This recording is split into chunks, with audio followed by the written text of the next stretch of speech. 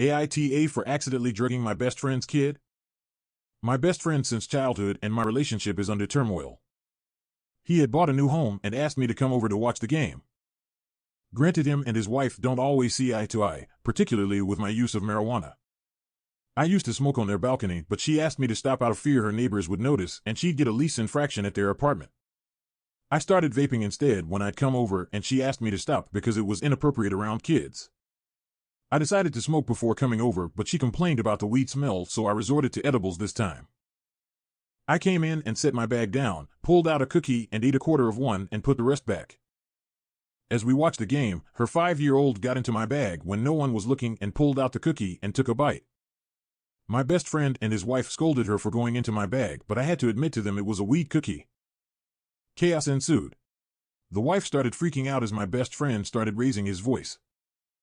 The chaos caused the kid to start crying, and that freaked the mom out even more. My best friend told me to leave as his wife was crying, saying we have to go to the hospital. Neither of them smoked, so I know it was an overreaction. Bad but not life-threatening. My best friend later called me and said I need to show up to the hospital and help explain because he was paranoid of having CPS called on him. The thing is, I had eaten the whole cookie by then because of the stress and was in no condition to drive or communicate in that kind of setting, so I said no.